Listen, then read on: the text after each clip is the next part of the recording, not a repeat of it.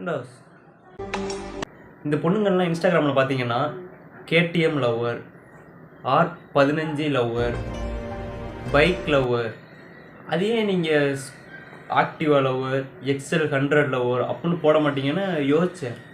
அப்புறம் தான் தெரிஞ்சிச்சு. ஆரம்பிக்கலாங்களா? இப்போ தான்டா தெரியுது உங்கள் ஊழல். நீங்கள் எல்லாருமே இப்படி பண்ணுறீங்க. நான் கண்டுபிடிச்சிட்டேன் நீங்கள் ஏன் இப்படி பண்ணுறீங்கன்னு. இந்த மாதிரி எக்ஸலு, இந்த ஹீரோ ஹோண்டா பைக்லாம் போனால் உட்காந்துட்டு இருக்கிறது ஒரு மாதிரி, ஆனால் இந்த மாதிரி ரேஸ் பைக்கில் போனால் பொண்ணுங்க உட்காந்துட்டு இருக்கிறது ஒரு மாதிரி. இப்போ தான்டா தெரியுது உங்கள் ஊழல். கண்டுபிடிச்சிட்டேன்டா இன்னைக்கு. ரொம்ப நாளாக அதை நாங்கள் ஆராய்ச்சி பண்ணிக்கிட்டே இருந்தோம்டா. இப்போ தான்டா புரியுது எதுக்கு இந்த மாதிரி பைக் வாங்குறீங்க அப்படின்னு. கொஞ்சம் தலைமைக்கு கட்டுப்பட்டு அப்படியே இறுக்கி நிற்கிறோம். மற்றபடி நாங்க எங்களை அவுத்து விட்டாங்கன்னு வச்சுக்கோ, சிறகு அடிப்போம் நாங்க. பைத்தியங்கிறதுக்காக அவளை தூக்கி கடல்லே சார் போட முடியும். பாவம். ஆமா. சிரிக்காத சொன்னா எனக்கு அசிங்கமா இருக்கு. பைக் ஓட்டலாம், பைக் ஓட்டுங்க தப்பு இல்லை. ஆனால் இந்த கெத்து மாரி எது காட்டுறீங்க? ஒரு கெத்து மாரி காட்டுறீங்கல்ல. இப்போ பசங்க வந்து ஒரு சில நல்ல பசங்களாக இருக்காங்க, ஓட்டுவாங்க, ஸ்பீடாக ஓட்டுவாங்க, கொஞ்சம் கண்ட்ரோலாக ஓட்டுவாங்க. அதை பார்த்துட்டு ஒரு சில பொண்ணுங்கள்லாம் திருவுறதை வச்சுட்டு கண்ட்ரோல் பண்ண முடிஞ்சா திருவுங்க, கண்ட்ரோல் பண்ண முடியாது திருவாதீங்க. எதுக்கு இப்படி விடாம பிடிச்சிட்டே இருக்க? ஓடி போயிரும் பயமா? நானும் எங்கள் அண்ணனும் ஒரு நாள் பைக்கில் போயிட்டுருக்கோம், அதுவும் மெயின் ரோட்டில். அப்போ வந்து பார்த்தீங்கன்னா ஒரு செம்ம ஸ்பீடில் பூந்து போகிறான், கிராஸ் பண்ணி போகிறான். என்னென்னு பார்த்தா பின்னாடி ஒரு பொண்ணு உட்காந்துருக்கு, அப்படியே இறுக்கி பிடிச்சிக்கிட்டு இருக்கு. அந்த திமிரில் வச்சு திருவிட்டு போகிறான்.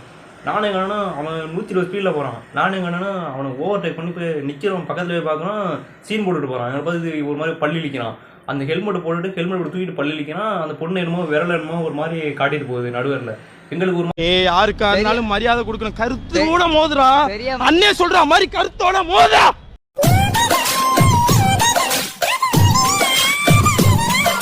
இந்த R15 பைக்கில் என்ன இருக்குது அப்படின்னு பார்த்தீங்கன்னா, ஸ்பீடாக போகுது. ரெண்டாவது என்ன அப்படின்னு பார்த்தீங்கன்னா, பையன் கீழே இருக்கான், பொண்ணு வந்து கொஞ்சம் மேலே இருக்குது. அதனால் பிடிக்கிறது கொஞ்சம் வாட்டமாக அப்படியே பிடிச்சிக்கிறாங்க. பொறுக்கி பைய இது ஒரு கெத்து அப்படின்னு சொல்லிட்டு ஓட்டிட்டு தெரியாங்க. ஒரு XL வாங்கி வச்சுக்கோங்கடா, XL ஹீரோ ஒன்று வாங்கி வச்சுக்கோங்கடா, நல்லா மைலேஜ் கொடுக்கும், சூப்பராக இருக்கும்டா. ஏன்டா கேட்க மாட்டேறீங்க? உங்கள் நல்லதுக்குண்டா சொல்கிறேன்.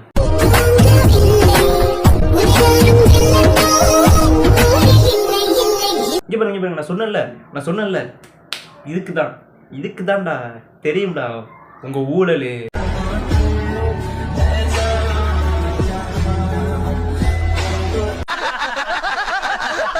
நீங்களாம் திருந்தவே மாட்டீங்களாடா. பின்னாடி ஒரு பொண்ணுக்கு வந்து எப்படி வேணாலும் திருவுவீங்களாடா. நீங்கள் போய் ஓட்டுறதா இருந்தால் தனியாக ஒரு இடத்துல போய் லவ்வர்ஸ் மட்டும் ஒரு இடம் வாங்கி அங்கே போய் ஓட்டுங்கடா. பாலைவனத்தில் போய்ட்டு ஓட்டிருக்கடங்கடா. இந்த மாதிரி இடத்துலலாம் ஓட்டி பொதுமக்களுக்கு, அதுவும் எங்கள் சிங்கிள் பசங்களுக்கு ஆபத்தை விளைவிக்காதீங்கடா. அவ்வளோதான் சொல்கிறேன், பார்த்துக்கங்க.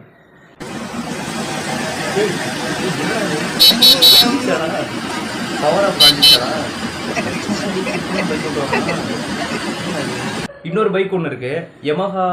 நீங்கள் ட்ரு அப்படின்னு இருக்கும். இவர் ஓட்ட ஆரம்பிச்சாருன்னா எல்லாருக்கும் கோபம் தான் வரும் ரோட்டில். என்ன சவுண்ட் அப்படி வருங்கிறது. ஏன்னா இது வந்து சிங்கிள் பசங்க அதிகமாக வச்சுக்கலாம். ஏன்னா இந்த மாதிரி கப்புள் பசங்க R15 இந்த மாதிரி பைக்லாம் போயிட்டு இருந்தாங்கன்னா நம்ம திருவி சவுண்டை கொடுத்து வெறுப்பேற்றலாம் அவங்கள. இதுக்கு தரமான பைக்குங்க அது.